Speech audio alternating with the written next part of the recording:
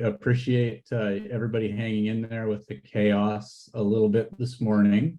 We've got 45 folks in the room and it's after 9. So that means it's time for Rosemary to set us up for a successful meeting this morning. Rosemary? Thank you, Rob, and welcome everybody to our open table, especially anybody joining us for the first time. We come together every week to learn about the realities of homelessness in our community and to center ourselves on the work today and the future we are reimagining, where everyone has access to safe and secure housing. We come together on the traditional lands of the Puyallup tribe of Indians who've lived on and stewarded these spaces since the beginning of time and continue to do so today. We acknowledge the traumatic history of conquest, genocide, and stolen lands, and the continuing efforts of a dominant story that treated the original peoples as unworthy of respect. This Sunday, as we all know, is Mother's Day, and there will be special celebrations with mothers, grateful acknowledgements, as well as grief and reminders of painful distance or trauma. This day can stir up all kinds of things about mothering and being mothered, and as a holiday, its origins in anti-war sentiment, given the current commercial hype, are often forgotten. In 1870, Julia Ward Howe, who's more known for the Battle Hymn of the Republic, penned a Mother's Day proclamation calling mothers throughout the world to come together for peace. She said, "Arise, all women who have hearts. Say firmly, we will not have great questions decided by irrelevant agencies. Our husbands shall not come to us reeking with carnage for caresses and applause. Our sons shall not be taken from us to unlearn all that we have been able to teach them of charity, mercy, and patience. We women of one country will be too tender of those of another country to allow our sons to be trained to injure theirs." While I question Howe's confidence in mothers' more natural peacefulness, I would support that gathering of mothers from opposing battlefields, as Women in Black have done for years in Israel-Palestine. But today I'm thinking about mothers and homelessness and how we as a coalition are called to mother our vulnerable community. Today, I acknowledge the work of mothers living houseless with their children, or who have lived houseless with their children, who take on enormous challenges of trying to keep them safe, meeting their most basic needs, and coping with the traumas that may have helped create the family situation. Today, I acknowledge the painful experience of mothers who are living on the streets alone, whose children are unable to help them, or who may have burned too many bridges. And today I acknowledge the sorrow of housed mothers whose children of any age are living on the streets, whom they are unable to help or may not even know where they are or if they're still alive. These realities bring me to the challenge for the coalition. When I was thinking about the meaning of mothering, a set of practical actions and commitments that nourish, protect, and encourage, I was reminded of a 1941 painting by the German painter Catholic Kollwitz titled "Seed Corn Must Not Be Ground." If you've not seen it, you can look the image up on the internet. It's really quite powerful. In the painting, we see a mother with her arms outstretched around 3 children who huddle beneath her arms and within the folds of her robe. It's a riveting image and evokes a deep awareness of the threats to our common future. Seed corn, obviously, is meant to grow, not to be ground. I offer this image today as we imagine together and commit together to the work of challenging failed policies and supporting people with few resources. The work of mothering sometimes is also the work of not giving up. I'll close with advice from a fictional mother, imagined by a Black male poet in 1922, that offers evidence that we can all be mothers, doing the work of keeping on going when the keeping on going is hard. This is Mother to Son by Langston Hughes. Should be familiar to many of you. "Well, son, I'll tell you, life for me ain't been no crystal stair. It's had tacks in it and splinters and boards torn up and places with no carpet on the floor, bare. But all the time I've been a climbing on and reaching landings and turning corners and sometimes going in the dark where there ain't been no light. So boy, don't you turn back. Don't you let down on the steps and set down on the steps, 'cause you finds it's kinder hard. Don't you fall now, for you see, I'm going, honey. I'm still climbing, and life for me ain't been no crystal stair." So welcome to the steps as we keep on trucking. my job often on these days is to always on these days is to remind us of our norms for how we operate in this space. And usually Rob puts these up. I can't see the chat right now, but hopefully he did. So we ask that people keep ourselves on mute when we're not speaking, and that we stop our videos if we're doing other activities that might be distracting. We also ask that you use the raise hand function when you're wanting to be recognized. That seems to happen all the time. And if you are in a place that you can't do that, speak out or raise your hand or do whatever you can do. And then we use the chat for networking during our session. So it's not impolite to carry on conversations there and to put your information in the chat. If you're looking for some particular kind of resource, somebody might be able to direct you to it. And Teresa has her hand up right now. There's I something. just want to say there's clickbait in the chat. I don't know if anyone else is seeing it, but do not respond to the Joanne Austin thing. We've been getting those lately. Thank you very much. I actually just went in and removed her registration because she pops into the meeting, sends it to a few folks, and then disappears before I can block her. She'll be back. Well, thank you for that reminder. And just to continue with the chat for a minute, if you have an event coming up, you can put that in there. One of the things we have is when we have breakout sessions, Timothy Harris has been notating all kinds of resources for us in the breakout discussion summary. So if there's something you want people to know about, this is a good place to let us know. And also for community norms in terms of our behavior with each other, you can see those listed there, that we want to be aware of the differences of power that may be in our different statuses in our organizations or even in this space. That we want to be sure that we challenge concepts and not people. So if people, one of our major ideas here is that we treat one another with respect, even if we have very different strategies for relating to these problems. That we speak from our own experience, and that we're aware that we have now 61 people in the room. So speaking for a long time or repeatedly, making sure that we give space for other people, and also speaking up when we do have something to say so we can hear each other's wisdom. So with that, I'd like anyone who's new, we do this every week, and it's, I know, a biggish group, but we'd like to know who you are if you're here with us and would like to network with us so we can make those kind of contacts. To just say your name, and if you're associated with an organization, to say that.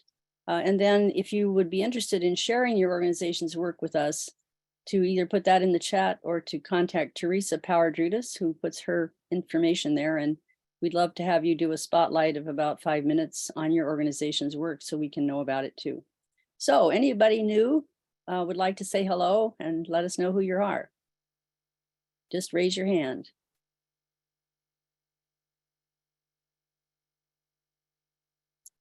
Okay, Lewis. Hi, good morning, everyone. My name is Lewis Griffith, and I'm the division manager for the Solid Waste Management Division in the City of Tacoma's Environmental Services Department. And I was invited to join today to share a little bit about the Tidy Up Tacoma program that has some elements related to cleanup around homeless activity. So I'll be sharing on that in a little bit. Thank you very much. Welcome, Lewis. Glad you're here. Hey, I can't figure out how to raise my hand, so I'm just going to go and speak if that's okay. Oh, that's Okay. fine, Omri. So my name is Omri. I recently moved to Tacoma from the Seattle area. We used to have a nonprofit that we're folding down this year just because COVID got us down. But the reason I'm here today is that I'm trying to learn more about the needs of various nonprofits that are working to try and solve the or ding the homelessness problem. In the last few months, we've been working with 3 organizations. I'm a real estate guy. I'd like to understand real estate needs and housing needs for people that don't have a roof above their head. We've been working with some local nonprofits. We're realizing that funding is a critical problem for those organizations to be able to get places, rent places, find real estate, and we're just trying. I'm here to try to learn more and see if I can help bridge that gap somehow. That's wonderful and really great to have you here. We like to have people on working in all kinds of sides. So if you could put your information in the chat, I know there'll be people wanting to contact you, and we'll be looking forward to hearing more from you. Sure. Thank you for having me.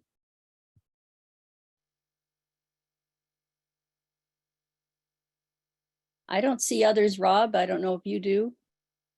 I don't currently, but I will remind folks that if you don't want to speak up during the meeting, you can actually drop your information into the chat as well. Emily we- Adams would like to speak, but she could not find her hand. Oh, okay. Okay, that's great. Go ahead, Emily. You're on mute, I think, still. It's probably because you have a headset on. And your mic is muted now, but go ahead and try it again. Can you hear me now? Yeah, we Yes. can. Okay, sorry. I'm Emily. I work for Greater Lakes Pact, and I started just about a month ago, and I'm the new vocational and housing case manager. So I just wanted to get on here to learn more about housing resources. Wonderful, and we'll have lots to learn from you as well. Good to have Thank you. you.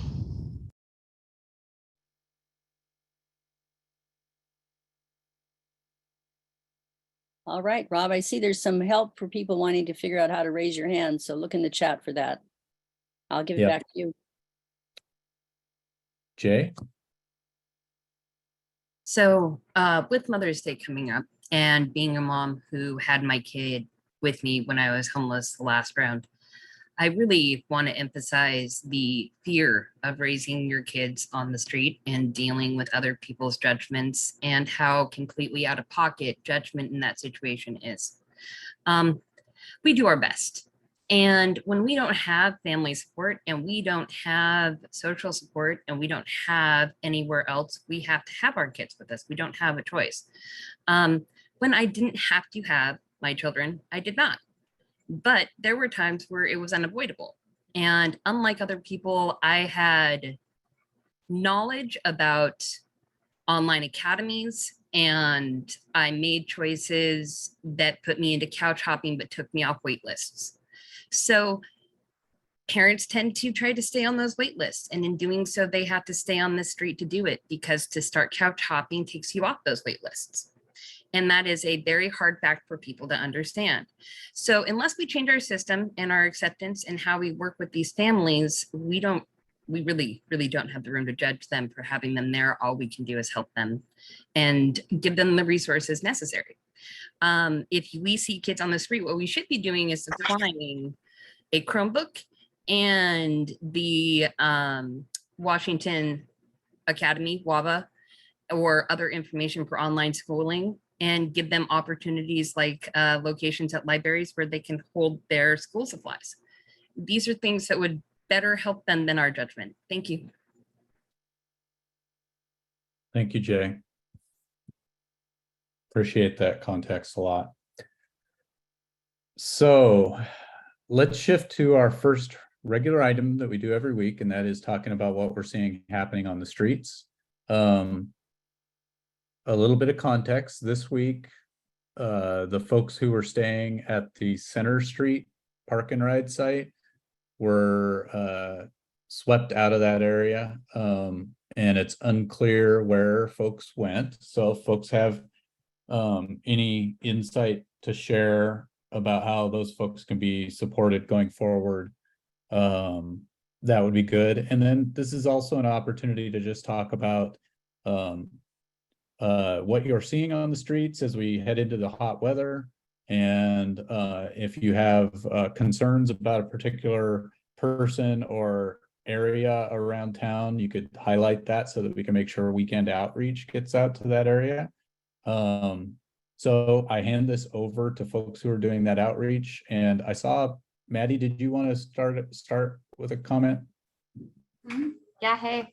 So we have noticed that a lot of the encampments I see you guys talking about in the chats are being swept. We don't know where they're going. I'm trying to put out my feelers, but it seems like everywhere outreach goes, usually the hour following where we were, police are showing up and sweeping encampments. And so clients are super reluctant to work with us in the last couple of weeks because of this issue. It's kind of becoming a bigger issue with the police showing up. So we're not sure where everyone's going. We're having a hard time finding people. Yeah, thanks for that context. And that's definitely a artifact of the sweep policy that's underway across the city of Tacoma. Patricia? Hi, I'm not sure. Is Jenny on this call? But what I have noticed is a lot of sud use, and I'm kind of thinking like even more, and I'm kind of thinking as the heat, because the drugs change on the street like very quickly, that with the heat, I feel like they're metabolizing very quickly and differently. That's just me. That's just an observation. I don't have statistical, but I've been trying to help people, but like that meant that anyway, we'll just leave it at that. Could you remove my last name from the thing to Rob, please? Yeah, I'll do that. Yep. All right, and Bob, I see you have your hand up. Yeah, thank you. The one safe parking location in Gig Harbor has decided to allow applications from men starting immediately, which is should be a big boost because we've had no participation at that 3-slot location. It's a local church. Another church has already stepped up and offered to help. Talking to Jeff and Paula about how we can, as a community, support the program there. We're ready to go. So that was good news, and hopefully we'll get some folks there. Just an increase. This last week and a half, we have several new folks camping out behind the Galaxy Theater and Safeway in the woods there between Galaxy and the freeway. A couple new folks on the Cushman Trail at this end, just off of by Carl's Jr. and then going up, if anybody knows that. Greater Lakes and TRM continue their visits out here, and we're making some progress. That's it. Thanks, Bob. And I know you were you weren't able to attend the inclement weather meeting this morning. How are you on water for your region? I was going to send a note to Jay and Janet. Do need a little water. I do have some stored, but within the next week or so, we'll need some. Thank you. Yeah. Yeah. Thanks, Bob. Marcus. Thank you. We went out south. Tyler is a pretty fastly growing swell. Probably notice about 12.5 folk camping out along Tyler before you going south before you get to 56. So that's one site that's growing. And I know last week they moved them out once. I don't know if this is a whole nother group that's come in after they swept them out last week, but yeah, it's about 12.5 there. And then 56 and Burlington, just around the corner from Tyler. There's about 12.5. It's hard to see them because they're back off the street, but yeah, they're there. And we would like to access some water. How do we do that? So Marcus, and this is a great reminder for everybody, if you go to the pchomeless.org website, at the top of the page during inclement weather periods like this, I enable a link to a web page that I maintain that shows locations that we're aware of that can be used by folks for cooling centers, as well as places you can go to get water to use for outreach. The water situation is a little bit confusing. The City of Tacoma makes water available for distribution within the city that can be picked up at the stability site down on the tide flats. But if you're doing, if you're doing outreach along at 56 and along Tyler, that water would be, you could get that from the city of Tacoma's stability site, and information about that's listed on the webpage. If you're doing outreach in the rest of the county, if you're doing East Pierce County, you can touch base Monday through Friday with Paula Anderson out at New Hope. And that information and her number are listed on the webpage as well. And then if you're doing outreach anywhere else in the county, St. Vincent de Paul is making water available for that kind of outreach as well. So, and then as some folks have mentioned in the chat, there is the inclement weather listserv that you can sign up for on the pchomeless.org website. And we will be holding short check-in meetings regarding the hot weather over the weekend on Saturday and Sunday at 9 a.m. The hope is that those meetings will be 30 minutes tops, but we're trying to just make sure that people are able to get those questions answered about where to get supplies. And if there's any areas where there's a critical need, we need to do ensure that there's outreach over the weekend. All right, Jeffrey. Good morning, everyone. There are 3 tents that have shown up on Center Street under the Highway 16. They are not grouped together, as tent campers are learning not to do that. And it seems like some of the RV campers are using the same tactic. I'm finding a few other park and rides where RVs are. And another group down on 56th, just east of St. Benny's. Let's see. And I think the guy on Center Street and Pike, no, not Pike, Cedar. His camp seems to be breaking up a little bit, so I don't know if they're trying to bum rush him out of there or not. But his camp is looking different. I was just driving by it last night and noticed that.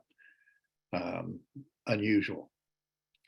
That's what I'm seeing right now. Thank you. Thank you, Jeffrey. And Patricia, I see that your hand is up. Is that from before, or did you have something else you wanted to add?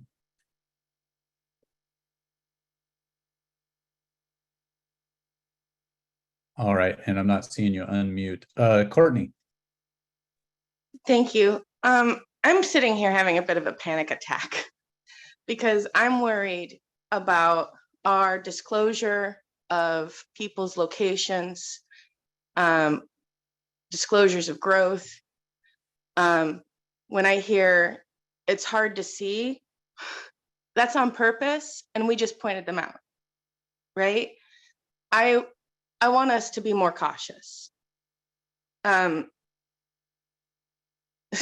feel like our information is being used in sweeps. I don't know right this moment during my panic attack what suggestion to offer, but maybe public recorded meetings isn't the place to discuss intersections. Appreciate that, Courtney. And I think for folks on the call who might be surprised by this, I think we need to raise up the distrust that's been inserted into this whole conversation by the policies that be, especially in the city of Tacoma. It is really difficult to try to serve and make sure people can get the help that they need when those who are trying to do the humane thing feel like they're going to cause harm by even mentioning a location in a meeting. Anna. So thank you. Good morning. I have noticed that there are 3, I don't know if you want to call them full encampments, but there are 2 tents and then one very well-developed structure right there on Sprague at the intersection of 19th and Sprague. When you make that turn and you're along Sprague, these 3 developments are along Sprague right before you hop on to 16.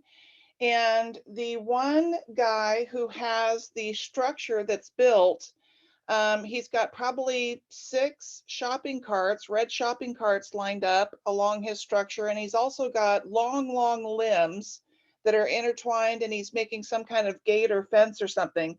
But it's my understanding, in speaking to a person without housing right now, that, correct me if I'm wrong, if you have a built structure and the city comes along and wants to, you know, ask you to leave, it's not as simple as a tent in asking you to leave, because this is a quote built structure, and there's, you know, more involved with asking somebody's home to pick up and leave when it's a built structure. So I think this is the state building of DSHS, if it's still there, the big building on 19th. And there's an opening in the fence, and this is how he comes and goes, because Sprague is very, very busy. And so he goes in and out of his encampment through the opening of the fence. But it's becoming quite the development that he's got going. Thank you. Yeah. Thanks, Anna. And yeah, let's refrain from going into details about specific sites and the comings and goings. Can I ask why? No, I'm not trying to call you out, Anna, but just to pay attention to the concern that folks are raising on the meeting. I know I had seen the site you're mentioning before as well, and there definitely is an issue that it's harder for someone to pick up and leave a site that they've built up over time like that. But just trying to be sensitive to the concerns of outreach folks, that the more detail we go into about specific sites could be used potentially for targeting of sweeps. All right, so let's shift over. We got 2 more hands up, and then we need to move on to our next item, Jay, and then Teresa. Well, we all know how I like to really point things out. So, Matthew, since you're on this call, this is the concern. Is the city legitimately using the information that we are giving them against the people by mapping their sweeps by it? If they are, that is a legitimate concern we have, because as much as you say you want to work with us, it is using the information that we are providing against the people that you say that you are trying to help and legitimately harming them. If we are getting police following directly after TRN, then the police force is using our outreach crews to harm people. If you take tents away, people will build permanent structures so they don't lose their homes. It is intentional, because people have PTSD after losing everything they own every week for months. If people are going to get upset about this, what they should be getting upset about is the fact that these are escalations of harm being done to individuals that have been through traumatic events, otherwise they wouldn't be where they are.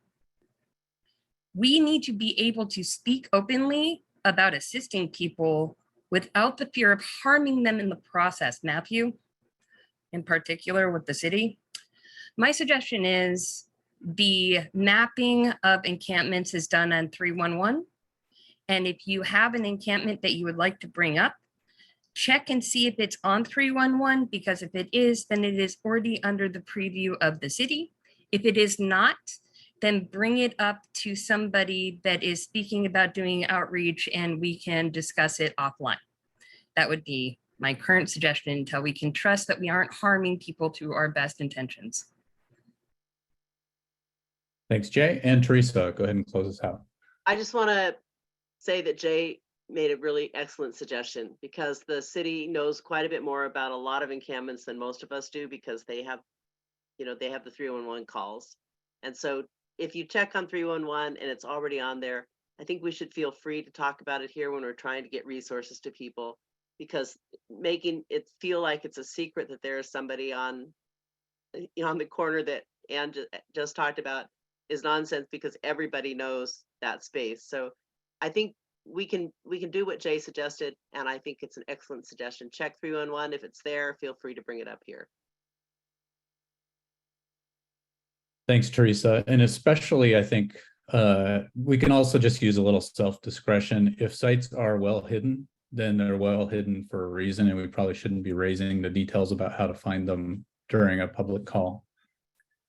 So thank you, everyone, and thanks for raising the issues and concerns. We'll get this figured out one way or another. And let's shift to our first presentation of the day, and this is going to be a little bit longer community spotlight. Lewis from the city of Tacoma, you want to talk about Tidy Up Tacoma and how it intersects with homelessness? Thanks, Rob. Thanks, all of you, for inviting me to this space. And I can share a little bit about the Tidy Up Tacoma program. So I'll give just a little bit of background and context of the overall program, and then speak specifically on how it's focused on homeless-related issues. The Tidy Up Tacoma is a new program that is funded by a new solid waste excise tax. There's a tax on solid waste rates in the city of Tacoma, and the city council approved this in the last budget cycle to provide sustainable funding for some work that had been started in the last few years, but was being cobbled together through various not ongoing funding sources. So that includes the Tidy Up programs that happened over the last few years, focused on cleaning up the litter and vegetation in the neighborhood business districts. And it also includes the contractors that have been hired to help clean up litter and debris around active encampments, and then cleaning up encampments that have been vacated. And so previously, those services were funded by one-time grant money or things of that nature. So this now provides funding to continue to do that work. It also is consolidating a number of litter and illegal dumping related services that previously existed in the city, but were spread across multiple departments. So the hope is that we'll be better able to coordinate those services to be a little bit more efficient and effective. So that includes the blight truck that collects illegal dumping issues. There's a community service work crew that was previously housed under Public Works, and we'll be continuing to coordinate with the efforts. Public Works will be doing still ground maintenance and graffiti removal, and Neighborhood and Community Services continues to be the lead of the engagement with homeless encampments. So currently we are in the process of still staffing up this program. So the tax just went into effect in April, so last month, and we're in the hiring process to hire a manager and a supervisor to help coordinate all these pieces. We have some interviews scheduled next week for the manager position. So we haven't been able to do a lot of new things yet. We're kind of at this stage still continuing the programs that have been existing previously. The contracts related to cleanup around homeless activity are still being managed by NCS at this time until this new program is staffed up, but it's being funded through this new tax. So then specifically, there's two contractors that do cleanup at and around homeless activity. One is contractor Fairlane that does cleanup around active encampment areas, cleanup of litter and illegal dumping. And they're still being directed primarily by Neighborhood and Community Services, but at a point probably later this year, we'll take over management of that contract, continuing to partner with NCS about where the need is. There's a second contractor that cleans up sites that have been vacated, GEC, and that's a similar state that NCS is still, for the most part, managing that contract, but we'll transition it to this program when we're staffed up. So those are the two larger services that are provided right now is contractors that are cleaning up litter, illegal dumping and debris around encampments, and then cleaning up sites after they've been vacated. We do also have the purple bag program that had been piloted before, and the intent is to continue that program under Tidy Up Tacoma. I know that it's being used at some locations, and again, the outreach people with the HEAL team know that that's a resource. And if you're not familiar with that, those are specific bags that can be provided to people that are experiencing homelessness, and they can collect their trash and put it in a location to be picked up. Got it. Louis, one quick question related to that. So is the purple bag project, when that was piloted, it was during a time when sweeps were really not happening during the worst of the COVID emergency, and it was kind of being used to help manage the debris, the waste that would build up outside of a site that was existing for a while. Is the purple bag project still going to be used within the camping ban areas? Because it seems like the city's, well, it doesn't seem like the city's actions show that if folks stay in one of those areas for any time at all, they're evicted from it, swept out. So I presume the purple bags would be used outside of the camping ban areas. So I think that's a great question. I don't know the answer to that. And I think we haven't gotten to a place where we're really able to think about how best to use that program in an expanded fashion. So that's something that we would be, I think, looking for input on. And it's not, purple bags aren't available just to distribute to any site. There's some coordination that needs to happen to identify a location that the bags would be placed to be picked up, and just concerns about the opportunity for that to become free disposal for people that don't need it, or an attraction for illegal dumping. So there's some kind of concerns that we need to mitigate with that program. So I think that at this point, it's still the purple bags would be offered through the HEAL team staff primarily. Okay. And I don't, so that's something that I think further discussions needed, and I love input from this group on ideas about how that could be provided.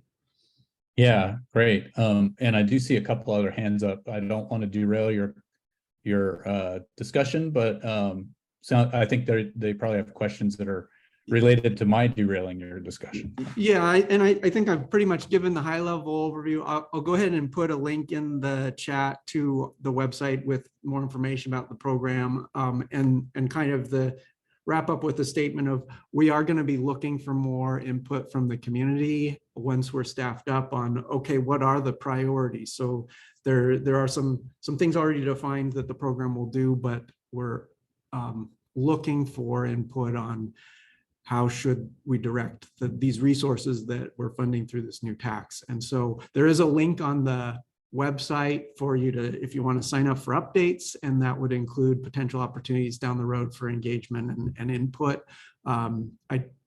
Also, this group I'll keep on the list of, we can come back with when we have more specific questions and are ready to start implementing changes. Yeah, I think that would be really helpful. So let's get to the couple of questions that I saw. Courtney, your hand was up. You want to go first? Oh, I was going to type it. It's my understanding that purple bags can be reported through 311, that it goes directly to the people who pick those bags up. And I was wondering if the system has already changed away from that, or you just foresee it changing. No, I think that that's an appropriate system at this time. I don't know if it will change. Okay, so right now they don't have to have specific spots for pickup because people can report them anywhere they see them through the 311 app. Okay. Yeah. That's my understanding. Teresa? Thank you for coming, Lewis. And I hope that you'll come to us to do a session, because we could absolutely do a breakout session about exactly this before you start making plans for how to use the money. So in this group, I know there are tons of great ideas, like emptying out the septic system of RVs, like offering some way for people to do laundry, like finding a better way to distribute water that doesn't create so much plastic. There are lots of things that you could hear about from people, and it would be good if that was previous input instead of just, excuse me, reacting to a plan. So that brings up this question.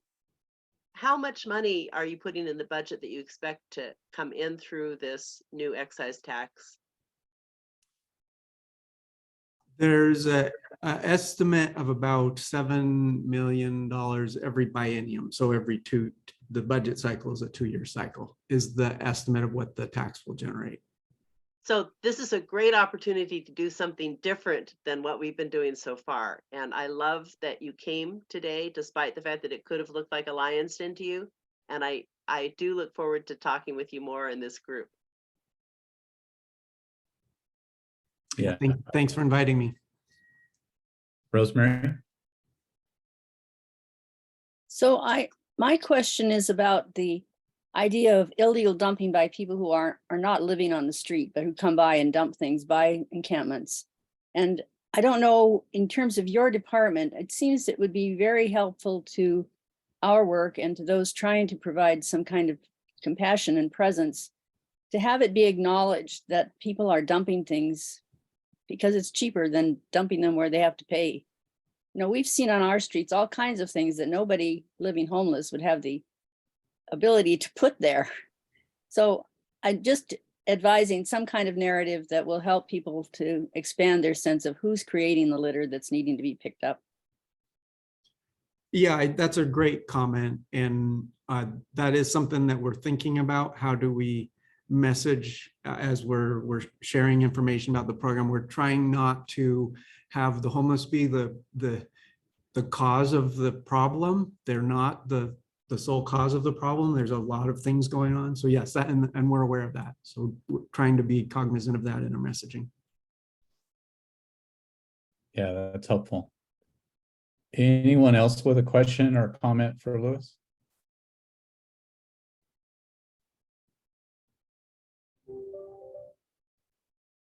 Oh, I'm sorry. This is Courtney. I sounded rough-edged earlier, but I want to say that I am a huge enthusiast of our public utilities and waste management. I'm an environmentalist at heart, and that our waste management is vital to that. So I wanted to let you know that I'm just a purple bag enthusiast. But and so I'm precise. So thank you for being here. Yeah, and I guess I just would say my ask of you would be to be patient with us. We move very slowly as a city organization, and so that is frustrating for all of us, I know, but hopefully we will get to a place where there's more progress.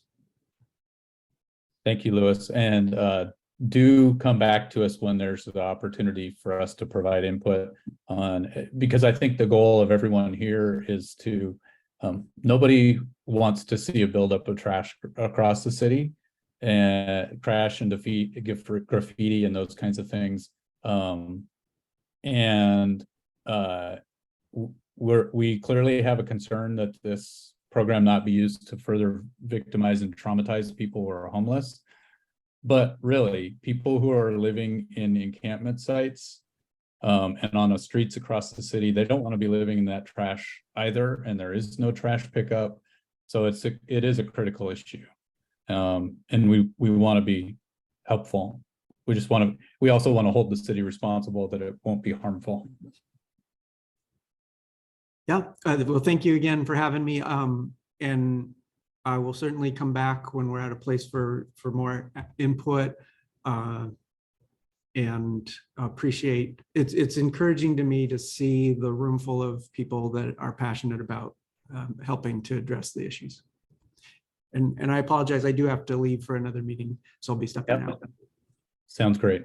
And we need to move on too. And this is the opportunity to queue up Timothy to talk about what we discussed during last week's breakout conversation and kind of help set the stage for what we'll talk about today, which will be coming up next. So Timothy, let me know when you want me to share the document on my screen. Go ahead, I'm ready. All right, let's see if I can do this.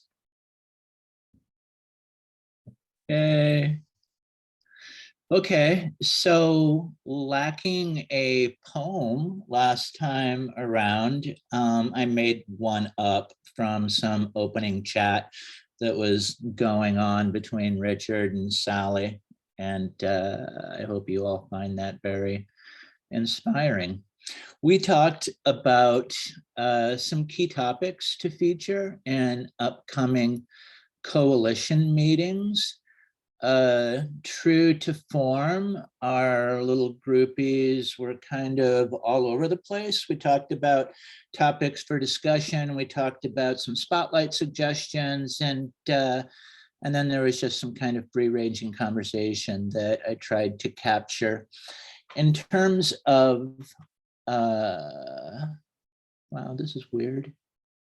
Yeah, in terms of topics for discussion, the things that came up were revenue. We're seeing some discussion of that this morning. Revenue, better coordination, collaboration, balancing the urgent and immediate and the issues involved with that, dealing with chronic shortages of critical services, that sort of thing. In terms of spotlight suggestions, there were a number of, fairly specific ideas that I captured there.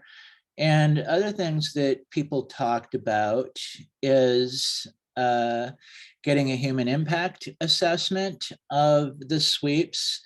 People thought that would be very useful.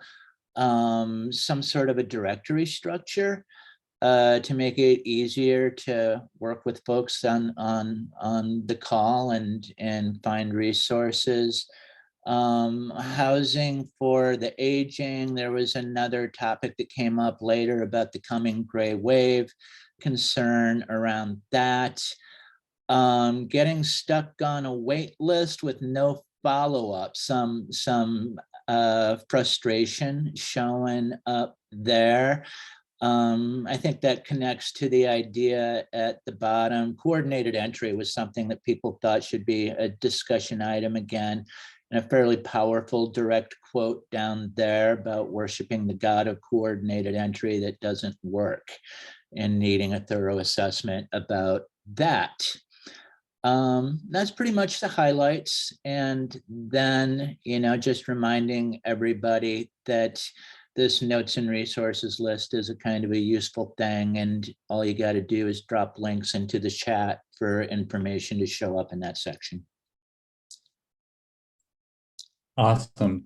Thank you again, Timothy. And yeah, I really love the links and resources at the end. I hope others find it helpful as well.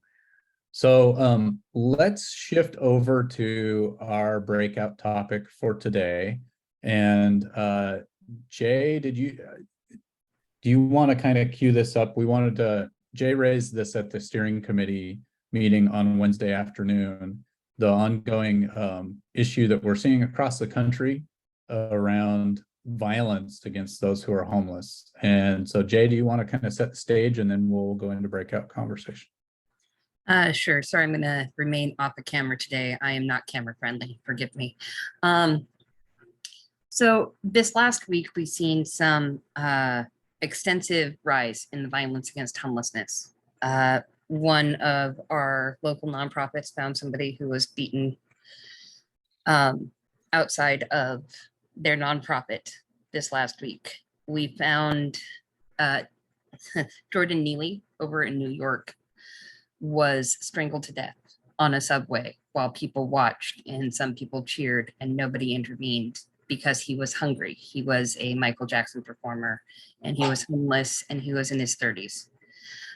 We lost people down in Texas. There was a man who ran over 10 people in front of a church who specifically helps the homeless and migrants.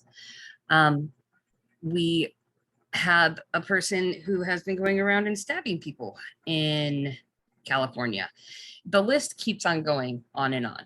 And the things that we can't ignore are what are happening in our backyard as well, which are vigilante postings and requests to harass encampments and things being thrown into encampments and fires being started and people being stabbed through tents. And during the heat, we have an increase of violence. Last year, we had somebody who managed to live through being shot in their tent because they were shot at the wrong end of their tent, and that was their only saving grace.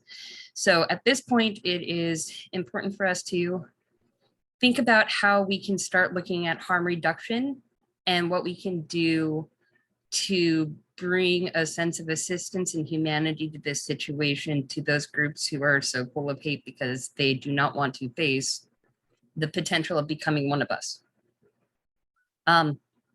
So Rob, I give it back to you. Yeah.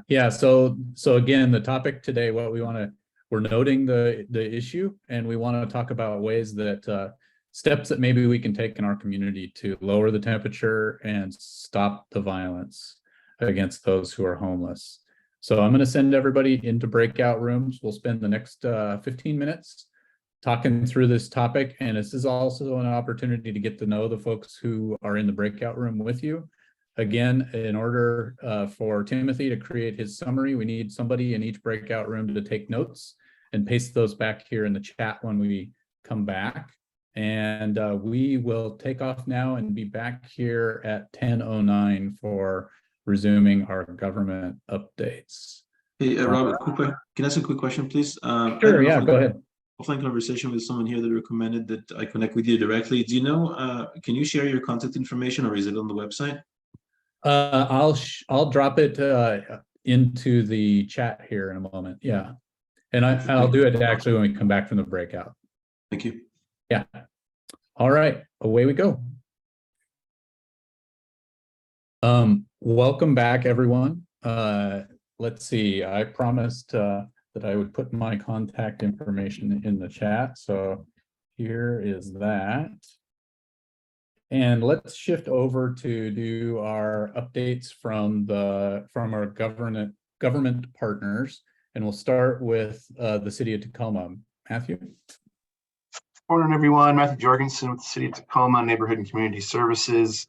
As Rob mentioned, the stability site is open for water distribution for folks that want to pick up water to distribute in the City of Tacoma. They'll be open today, Saturday, and Sunday. At minimum, I'm guessing they'll be open on Monday as well. And folks can come pick up water starting like 9 a.m. and we're saying like 9 a.m. to 4 p.m. And those outreach groups, we ask them to take as much water as they need to distribute. And then other folks, kind of volunteers, we ask that folks try to keep it to about 3 cases of water. We just want to make sure we have enough water for everyone. And then if you have any questions, feel free to reach out to me or Caleb about that. And I can put the stability site phone number in the chat as well if you have questions over the weekend. Let's see what else. And additionally, the Brotherhood Rise Freedom Project looks like that's finally going to be opening up in the next few weeks now. We were able to get our public works contractor to kind of finish up those micro shelter units. So we're looking at we're finally getting to that finish line with that Brotherhood Rise project. So we're pretty excited about that, hoping to have that open in the next few weeks. And we'll let folks know when we have that hard start date. They do have a wait list. I mean, the units are pretty much spoken for right now, but then we'll work on referral process moving forward and getting those folks transitioned into housing. And Jeffrey, I see your hand. I'm guessing it's about the safe parking checklist, which is finally approved by Allison, the director of NCS. We're cleaning up the media and communications piece of the one pager. I think Caleb mentioned it last week. All the content's the same, but it's essentially they just have to give the green light from all the city departments. And just so everyone knows, that's the safe parking checklist is for folks that primarily faith-based and churches that want to host safe parking sites without having to go through the whole permitting process. So it kind of separates out, like, this is what you can do without a permit. And if you want to do X, Y, and Z, you need a permit. So hopefully it makes it a little more accessible for folks and a little more clarification to the process. So yeah, that should hopefully be coming soon, Jeffrey. We'll definitely keep you updated. I know it's been a long process and we appreciate your patience. And I'll put my contact info in the chat if folks have any other questions. Thank you, Matthew. And let's shift over for updates from Pierce County Human Services. Good morning. Many of you are probably wondering, we've said before, we're going to get out our announcement for our large homeless housing program funding opportunity. A lot of ask, as you know, not enough money. So the committee's doing their due diligence still and meeting to address the funding gap. We are aware, though, that the state is providing some additional funding to us to make up for a gap that we have in all other counties across the state due to document recording fee, lack of those funds. So we're working with the state to identify our need currently. And so potentially there will be some additional, well, there will be, not potentially, but there will be some additional funding coming from the state that will help us with that gap between 6 million we currently have and 24 million ask. It won't be up to 24 million. There will still be cuts in programs, but we're working to combine all those funds together and fund a system of care. So that's a big thing we're working on. Contracts start July 1. We know you're probably nervous about having a contract on July 1st. We were hoping to meet that deadline this year because we struggle at making, a good promise of getting contracts out on time, as all of you know. But because of the funding and the slow response from the state to give us this information, we'll do our best to get contracts started as soon as possible. Another thing I want to share is that if you're part of our PSH collaborative, you know what that means, or part of our coordinated entry collaborative. We have a monthly meeting next week, and we're just trying to remind folks that it's an expectation if you get county funding to have your staff participate in those PSH collaboratives and coordinated entry collaboratives. So if you're one of those folks or you have staff, we encourage you to have them participate. The PSH collaborative is on Thursday and the CE collaborative is on Friday. So please encourage your folks to attend. And we still have out, I'm not going to steal that thunder. I'm going to let, I think Valerie, I saw Valerie on the call, so I'll let Valerie, she's giving an update, have her moment. I won't steal her thunder. So that's all I have for me specifically. Thanks, Jeff. Valerie, did you want to add something? Sure. Thanks, Jeff. So our prevention RFP is out. It closes May 26th. We have $2 million over 2 years, super flexible funding. You tell us the need, the project will be funded. So it's very exciting. Unlike normal, right? And we normally say you'll work within these lines, and this one's a little bit more flexible. It does close May 26th at 2 p.m. So don't be late. The recording for our Q&A session yesterday is available online as well. I also went ahead and posted in there about affordable housing development NOFA that just opened, not a part of our department, but just in case folks are interested in developing some affordable housing. Thank you, Valerie. Let's shift over to the folks from the Tacoma Pierce County Health Department. Jenny, what are you doing now that COVID's over? I'm just sitting on my thumbs, it's real boring. No, it's all over, guys. It was just all a bad nightmare. Yeah. So thanks, Rob. You threw me off. No, I'm happy to be here as always with all of you. It's like such an inspiring, I'm gardening. Yeah, I'm gardening. Christine and I ran into each other at a gardening store the other day. Yeah. No, I'm just so grateful to be welcomed to this group every week. You all inspire me, and just thank you for all the amazing work you do. The only thing I wanted to share today with you all is remind you of an event that's happening tomorrow that might be relevant for some of your clients and communities. It's a family mental wellness event hosted by our department. It is at the Bethel Learning Center in Spanaway from 11 a.m. to 2 p.m. tomorrow. And it's about child mental health and finding resources for parents and families. So I will share that information in the chat. Other than that, as Rob alluded to, the pandemic is over. No, the WHO has declared the public health emergency of international concern over, which is just basically, they have these designations that allow certain processes to happen. So it means that it's no longer considered a threat to the level that we need to have structure in place for international coordination. So for our day-to-day work, it is not going to have a huge impact. We are going to continue as a health department to help those who are most vulnerable. And vaccines will continue to be free. Testing will continue to be free. There will still be resources to care for people. I don't want anyone to be overly concerned or worried about that. But if you do have questions, feel free to reach out to me. That's all I've got today. Everyone stay safe this weekend and appreciate all the work you do. Thank you, Jenny. And let's see, Isaiah, is Isaiah on the call? Isaiah is here. I am here. My camera is not on. I don't think folks want to see me looking like a thumb. So I could be wrong about that, but that's just my assumption. So yeah, and as Jenny mentioned, I'm sure a lot of us here are fully aware that we're in the midst of a heat wave, way earlier than I think really any of us anticipated, which is deeply unfortunate. So from the EH environmental health perspective, we have activated, our thresholds for activation have been reached. So we follow the National Weather Service's guidelines for heat activation, and the National Weather Service really does take into account things like humidity, location, that kind of a thing. So if you were to explore their website, they would have different activation thresholds for different regions.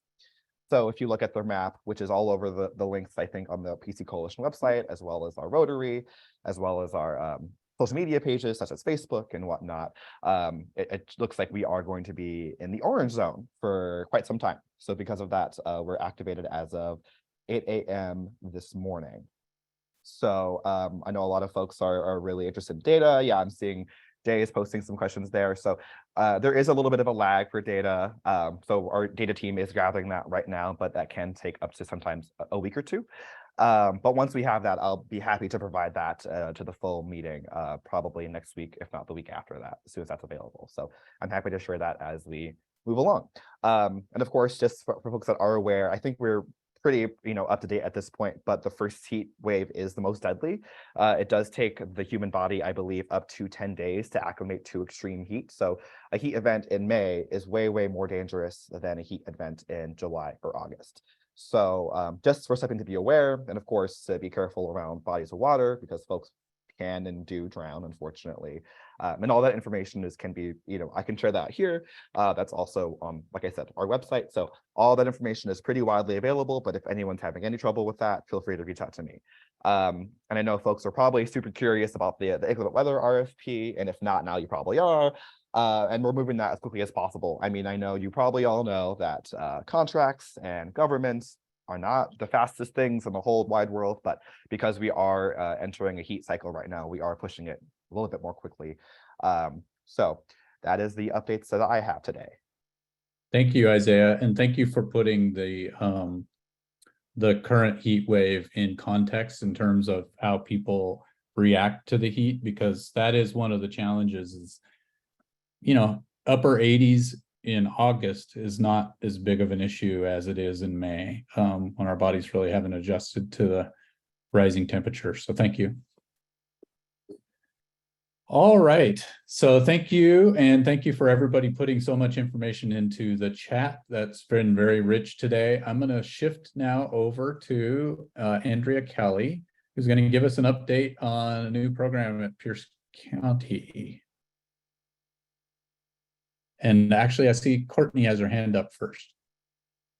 Yeah, sorry. I had a question in the chat for Jeff Rogers about the process by which this the funding shortage will be managed, preferably in the means of the comprehensive plan to end homelessness in a transparent, accountable, and responsive way. So I was hoping for a little discussion, maybe not today to move on with the discussion, but I'm curious about all that. Thank you. Yeah, thank you for raising that up.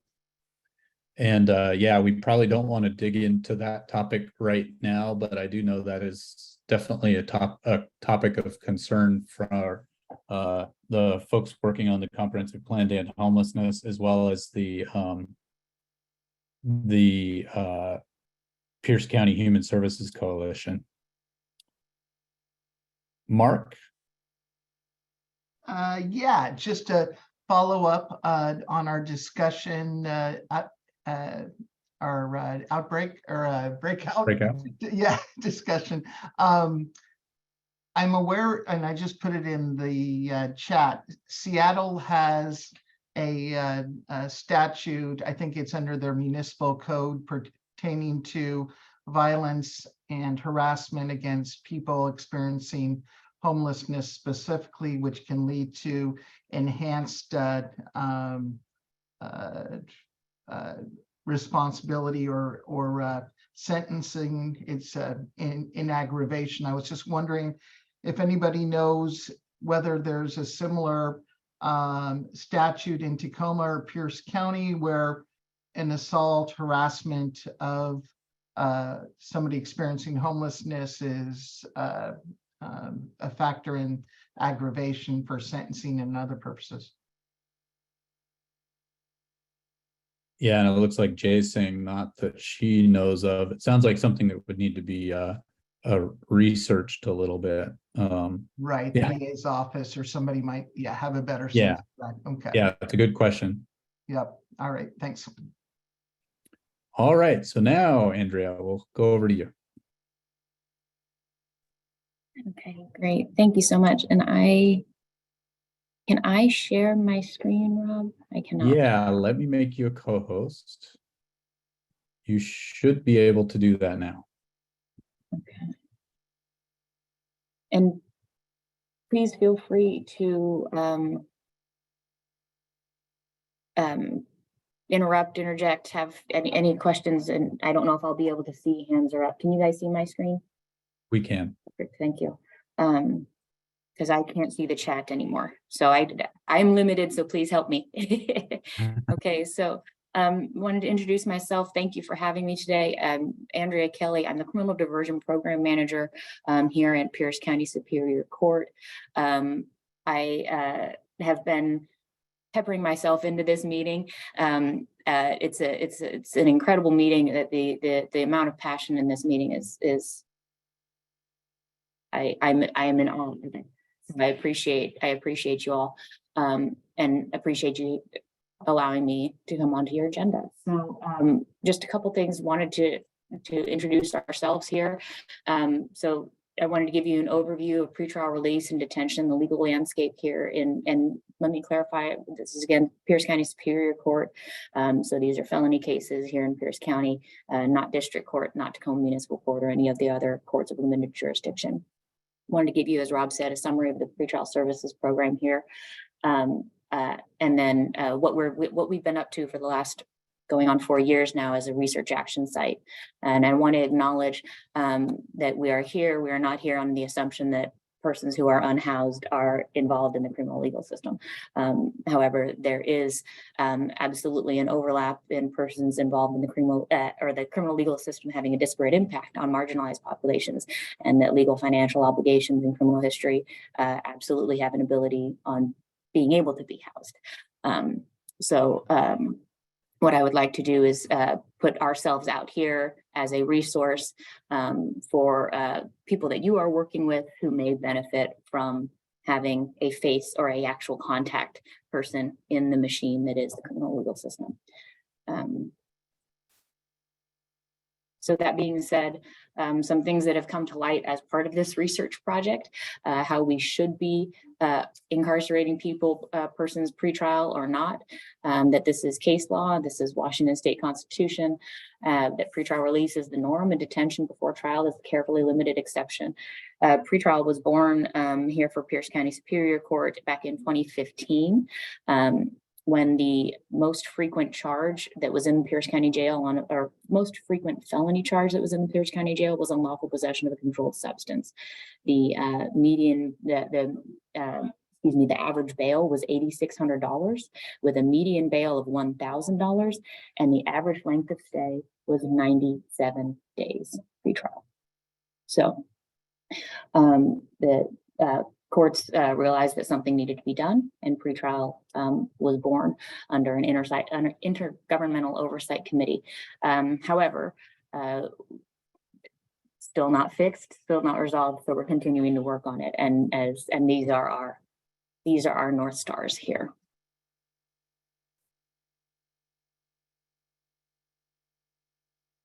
So some just functions of pretrial services. Pretrial services conducts both in custody and out of custody screenings for court-appointed attorneys for both Superior and District Court.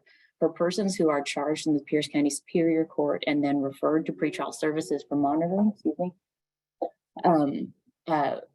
pretrial staff attempt verification of address, phone number. We compile a report and a risk assessment that goes to court for arraignment, giving the court information to make better informed release decision. If we have someone who reports they're living with family, we contact that family member.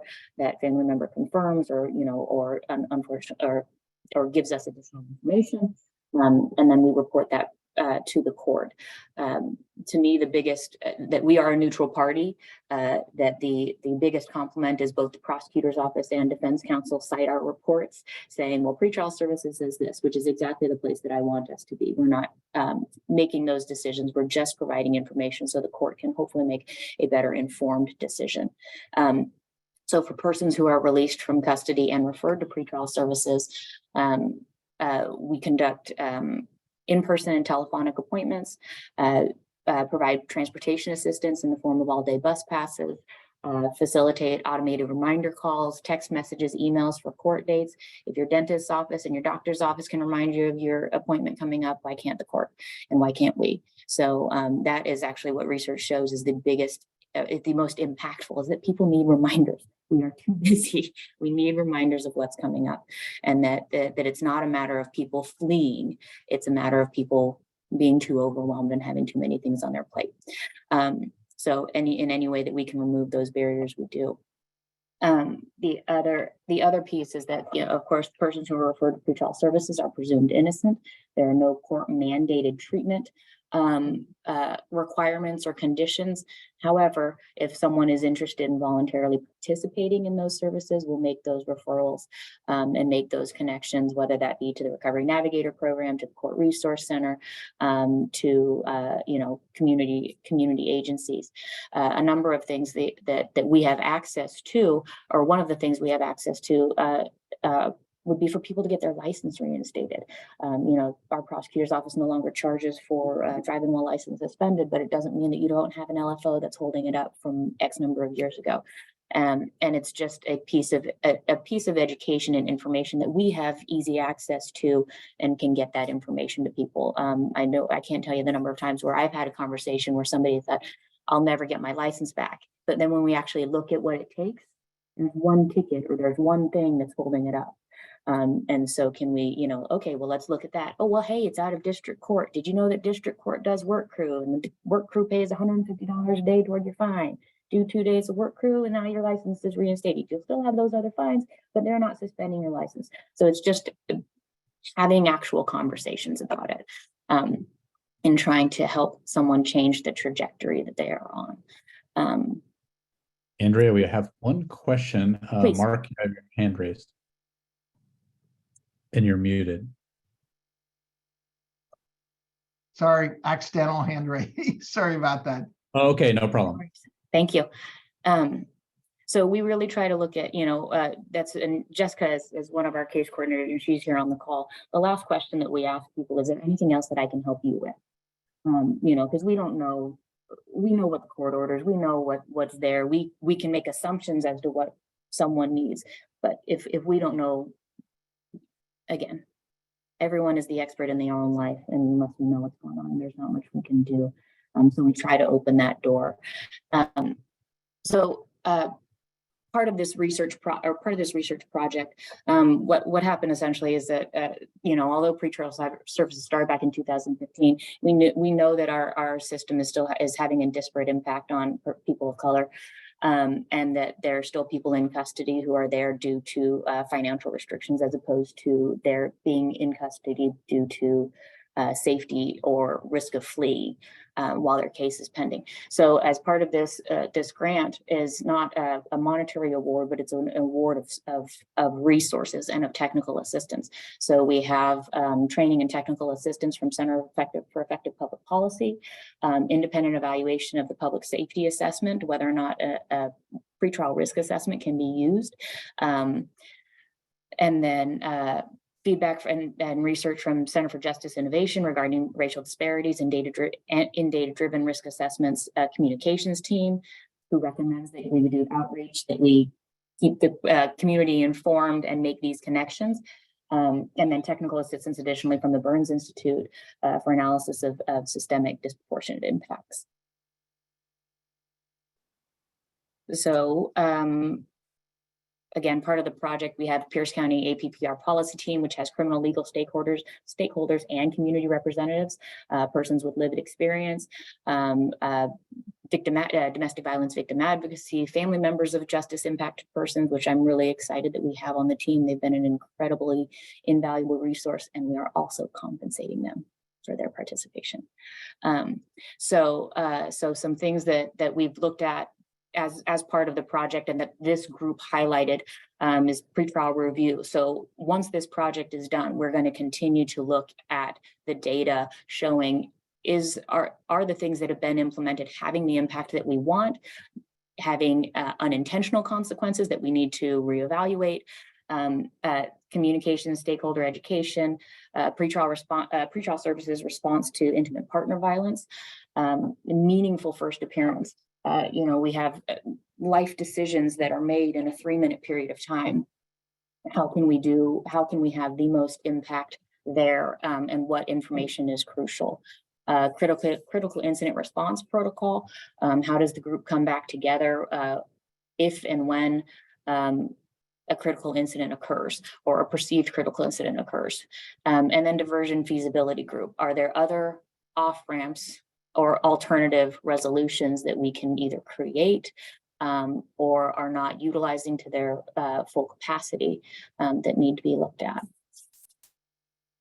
We also mapped our entire pretrial system, which was a learning experience for all of us. We realized that we're all experts in our own silos and don't realize the impact that we have, that, oh, well, I made a decision back here to change something, and then 27 steps later, here's how it's having an impact.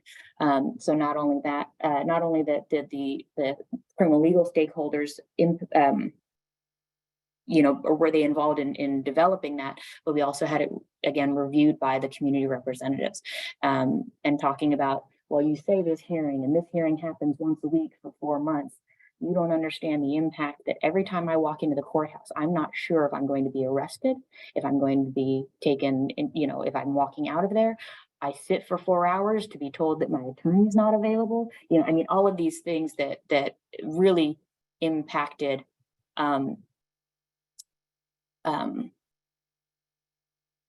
what this group looked at. What did we need to change? And what education should we be doing? For the justice involved person. The victim on the case has those same expectations. They come into court expecting something to happen and nothing happens, or my hearing didn't happen, or what's happening? Why is this taking so long? And why is this moving so quickly? That those of us that are in this big machine of a system just kind of can get into a complacency space, and we really need to, or a complacent space, and need to. It helped highlight and remind us all that these are actual people and people's lives that we're talking about. So that's really all I have. There's a number of resources that the project has provided, but my intent in presenting to this group, like I said, is to put face a face or faces from pretrial services available to this group as a resource. If there's anything that we can do, all the information that we deal with is largely public record.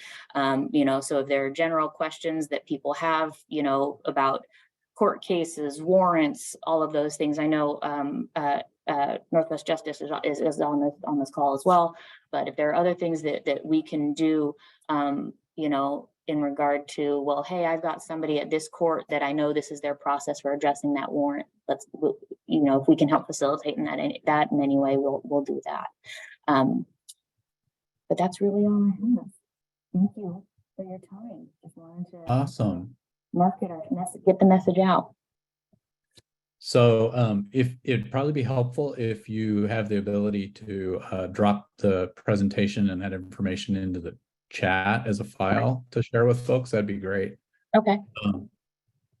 And we appreciate you taking the time to be here today specifically to talk about this. Does anybody have any questions? Teresa? I always have a question. Andrea, this is great stuff your team is doing. And I would love to have a chance. I'm guessing there are other people on this call who would like to dive a little deeper into this. So if there's an opportunity that comes up, or if you have a place now where we can learn a little more and view some of these documents you're talking about, especially that study research, that'd be great. And then I have a kind of off the wall question, which is, I'm pretty sure you're aware that Pierce County still doesn't have in-person visiting. And that they are charging people for the video calls, and that there isn't a process for someone who's indigent getting those fees waived. So to me, that feels like something you all ought to be into, because really it's an equity issue in a very big way. And if we are wanting people to have alternatives when they get out, we need them to stay connected to the community. I know there are a few things that unfortunately the jail, and this is just so as some context, not an excuse, although it's going to sound like that, unfortunately, that there's a significant staffing shortage at the jail. And so it depends on where you're housed, unfortunately, what you end up having access to, including even my team being able to go in and visit, or attorneys, because I know they have reopened the jail for professional appointments, but similarly, we've had difficulties getting some jail transition teams in for case planning. And I'm not sure if Kenneth, I just saw some nods there. So that it is, it's that, you know, if the intent is, and if there's a concern that if this person doesn't belong here, then we need to let the people that can help them get out, get in. Yeah, so that's my point. It does sound like an excuse, but it's not your excuse. It's the Sheriff's Department's excuse, and they would never have dared to try to cut off visitation because of short staffing before COVID. They Correct. rode the COVID ride, and I think it's totally illegitimate excuse. It doesn't ride, it doesn't fit. We need to band together and stomp that thing out. Thank you, Teresa. And Mark, I see you have your hand up. And you're muted right now. There you Yep, sorry about that. So as always, I have a question on all these, but with the, I know a lot of communities out there have formed homeless courts, as they call them, where the actual hearings are held in an area that's closer to them, so they don't have to travel and under, a variety of different rules. Is that something that Pierce County has looked into at all? Not that I'm aware of in regard to housing at a different location. I know it kind of comes up periodically about having a night court or weekend court, right. Things like that, having a court that's more accessible for people. As far as I know, it hasn't gotten much traction as of yet. What has changed is a change in the court rule 3.4, which no longer mandates participation, changes the required hearings. I'm having difficulties with words here. Changes the required presence of the defendant at certain hearings. Okay. So yes, so like, and the other thing with COVID, pretrial conferences were completely suspended. So which pretrial conference was not a hearing that was on the record. It was a meeting with your attorney and things like that. And that's again where they would have these batch dockets of 50 people at 8:30 in the morning. Everybody has to be there at 8:30. You might not get seen until 11. And you know, and again, not best practices. So there are some things that have changed there. And yes, there's been some that changed to Court Rule 3.4. So now the mandated, the hearings that are required are the arraignment hearing, first omnibus hearing, and then not until trial readiness. Unless the court makes an order otherwise. So all of those negotiating hearings, things like that, people are not required to attend. They're welcome to attend. You're not, you know, I mean, if there's something going on at the courthouse, then you're welcome to attend it. But that has helped quite a bit, I think, in that regard. Good. But not the answer you were hoping for. Right. Yeah. Thank you. Though. That is refreshing. Mm-hmm.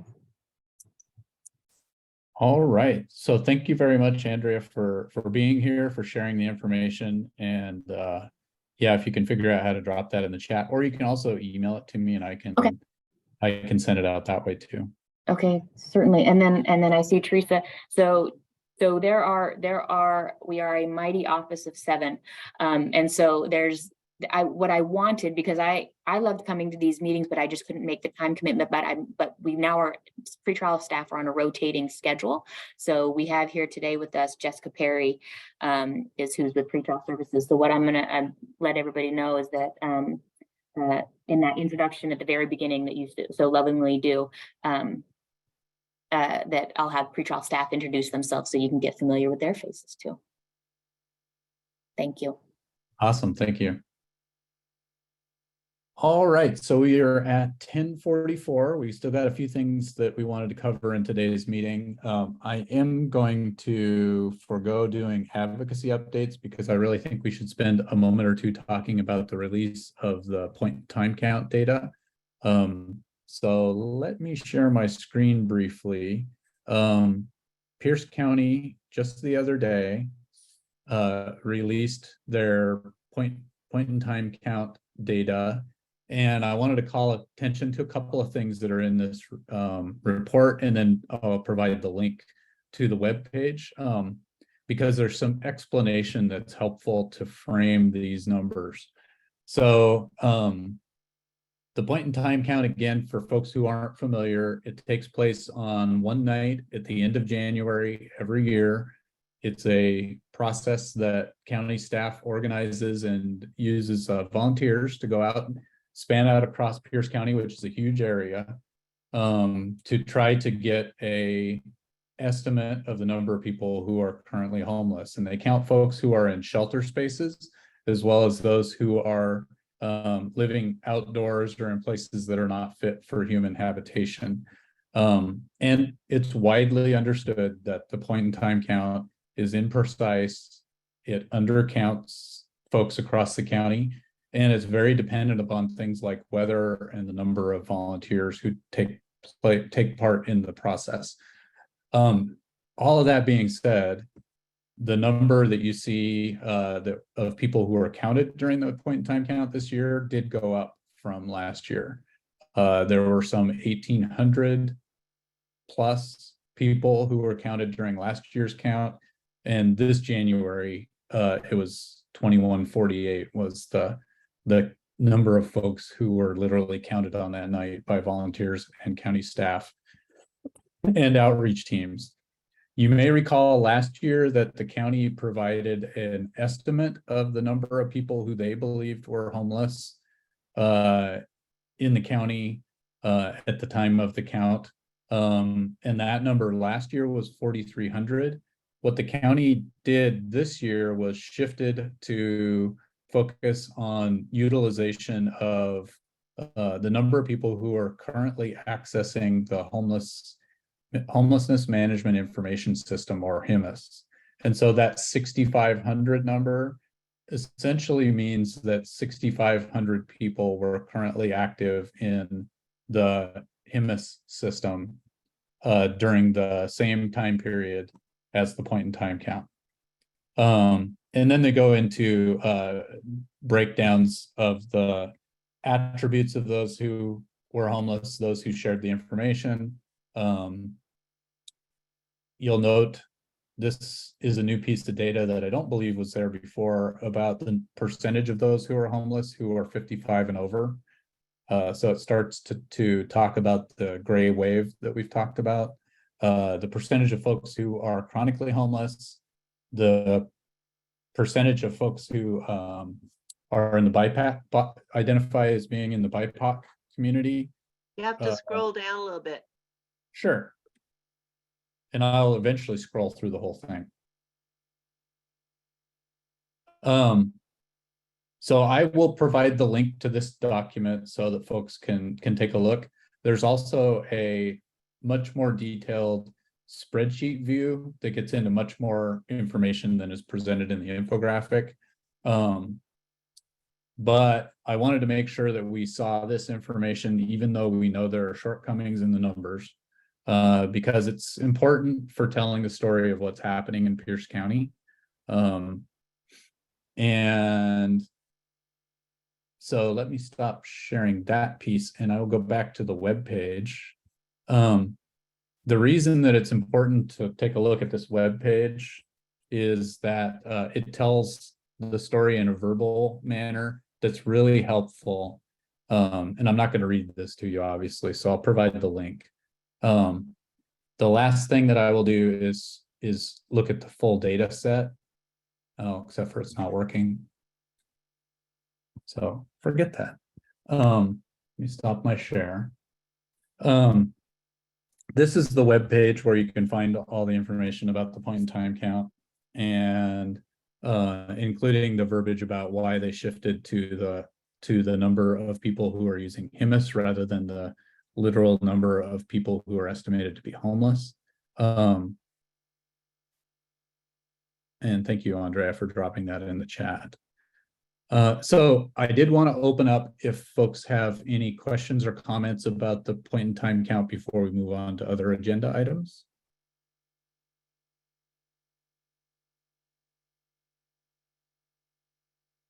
Okay, I'll let folks do that in the chat and we'll shift to the rest of the agenda. The last thing I'll say here, though, is that I have expressed with the county staff there's a couple of things that would be helpful for the county to provide. One, it was actually in terms of a storytelling effort, the estimate of the number of people who are literally homeless was a little easier to tell the story than the number of people who are using the data system. That 6,500 number does not compare to 4,300. What could make something comparable is if the county could look back at the data system for last year's point in time count and let us know how many folks were using HIMIS at the time the point in time count took place last year, so that the numbers are the same, looking at the same data. So we'll see if that can be addressed. There is an explanation on that website that digs into some of that explanation, but it still, to me, is a little bit hazy. Jay, your hand's up, and then we'll move on to the rest of the agenda. Just as a reminder to everyone, I am so glad to see that they included the information from HEMIS, do not get me wrong, but whenever that they are doing these time and point counts, it is in January. We are still missing 2 people for every 1 person that's counted base value.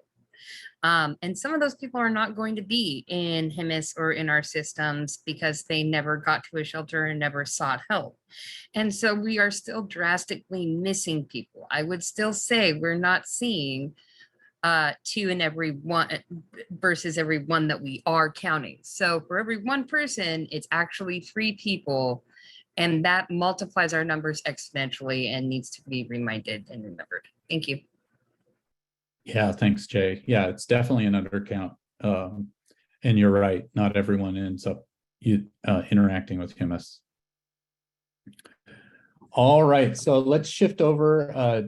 Jan, anything you would share about the Safe Sites for All committee?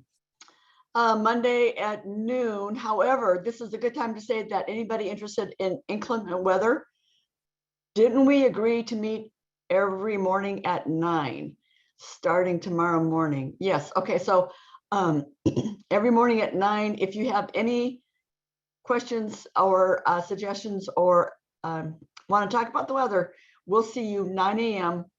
at least through Monday. Thanks. Yeah, and thank you for that, Jan. And I did put a reminder in the chat. I'll put the link to those 9 a.m. meetings on the pchomeless.org site. Paula?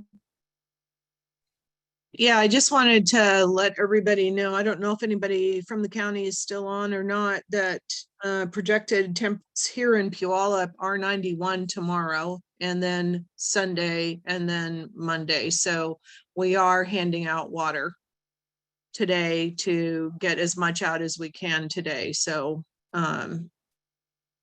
so that people can use it over the weekend.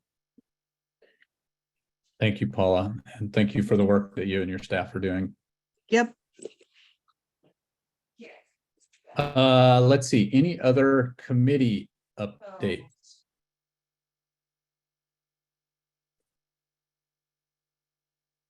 Yeah, Rosemary.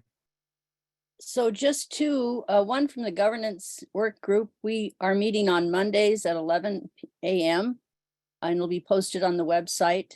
And we're currently thinking about trying to plan an in-person event. There was interest here in something happening, even though we're keeping our meetings on Zoom. Sometime in the summer, we're hoping, we're not sure of the focus of that, but if you're interested in wanting to help plan something that would be useful to the work of the coalition that would be happening in person, join us at 11 on Mondays. And then with the Race and Equity Committee, we are sponsoring, as you know, the Reckoning in Boston film viewing and community conversation this weekend and this coming week. So the information about how to get access to the free film has been sent out to the coalition listserv. If you, for some reason, didn't get it and want to have that information, just send me an email. My email is in the agenda at the very first, at the top there. My email's there, and I'll put it in the chat as well. And I can get that information to you. And we hope that some of you will be able to join us on Thursday, May 18th at Shiloh Baptist Church at 5:30 p.m. for a conversation networking event with people who've been working on other issues perhaps than homelessness, but who have important information and ideas to share about gentrification and especially areas like the Hilltop that are so impacted by the recent kinds of decisions around housing. So that's what I have. Awesome, thank you. And Tammy, I see you have your hand up. Yeah, I just have a quick question actually for Paula. With the inclement weather being over the weekend, is there a reason that New Hope is not open to supply that water over the weekend? Being how it's an emergency situation.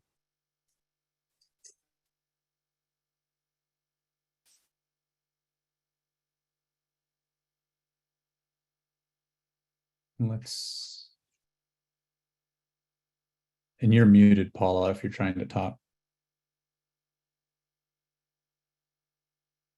And she may have stepped away. So I know that the hope and what's posted on the PC homeless site is that folks would pick up water today in advance of the hot weather so that they'll have supplies going into the weekend. All right, so let's shift to items for the good of the order. And I know Jeffrey wanted to have a little bit of time.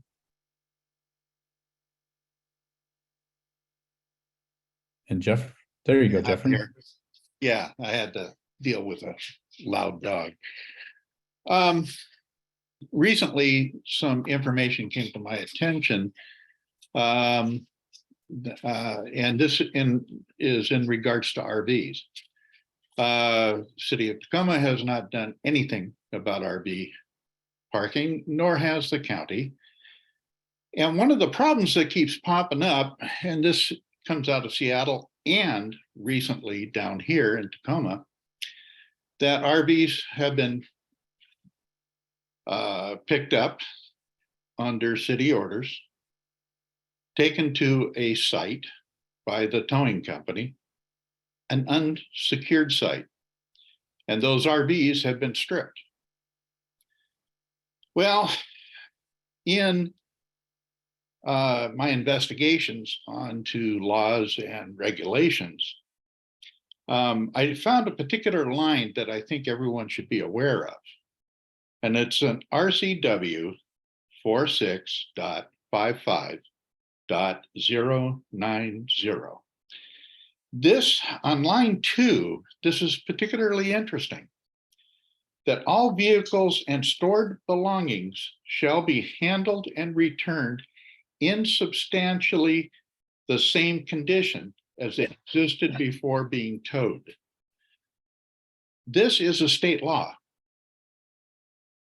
So please remind any RVers that you're talking to, any of the outreach people, please remind them of this. I'll put the RCW in the chat. The tow companies must take responsibility for the RV if it's being towed. Also, the city has some responsibilities too, because they're hiring these towing companies to do the absconding of people's homes. So I really think that we need to be able to have the information we need when the city and or the towing companies do something they have no right to do. If they are towing somebody's home, whether 4 or 6 wheels, and putting it in an unsecured lot, they still own it. They still have responsibility for this towed vehicle. And if it gets stripped, it is their responsibility. Let's make sure we let the RV owners know this. And I will also let the city and the county know about this too.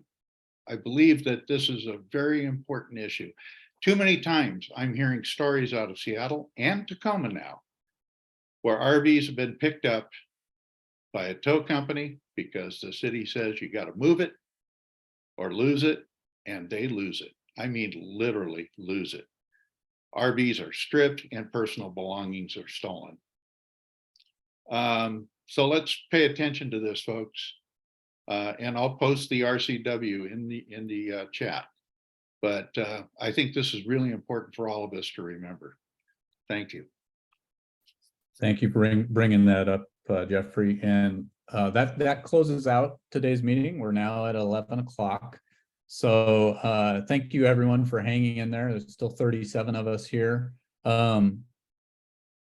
As a reminder, if you have the ability to hang on to the call and help do some group planning for the next meeting, that will take place here right after we close the regular meeting. Teresa has agreed to step in. I need to step away to make a phone call. So thanks everybody, and I look forward to seeing you next week. And thank you to everyone who's doing outreach this weekend. Stop the